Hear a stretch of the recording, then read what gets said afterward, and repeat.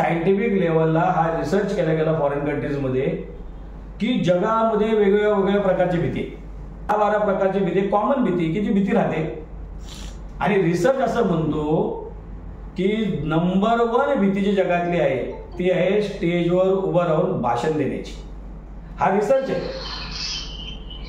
म्हणजे 90% लोक, म्हणजे आज तर 90% लोक असे जे स्टेजवर जाण्याच्या कल्पनेने त्यांना घाम फुटतो.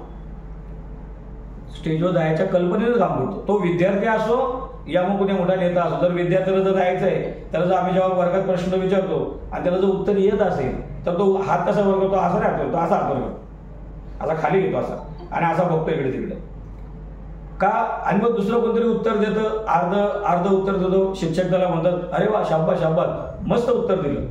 तर ज्याला पूर्ण उत्तर तो काय म्हणतो, मला तर सगळं येत होतं, मला याच्यापेक्षा जास्त माहिती आहे. मग शेजारचा म्हणतो तू सांगितलं का रे, भीती वाटते ना बोलायची, लोक काय म्हणतील, मुलं असतील मुली असतील.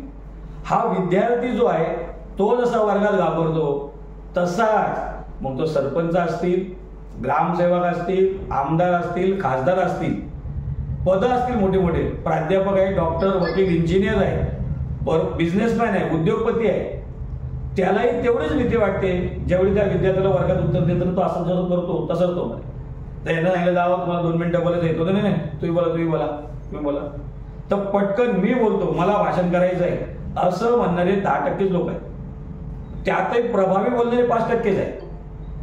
पण 90% लोक स्टेजवर मंचावर यायला त्यांचा थरका पडतो, घाम फुटतो, धडधड होतं, मळमळ होतं, जे होतं ते होतं पण ते बोलायला येत नाही.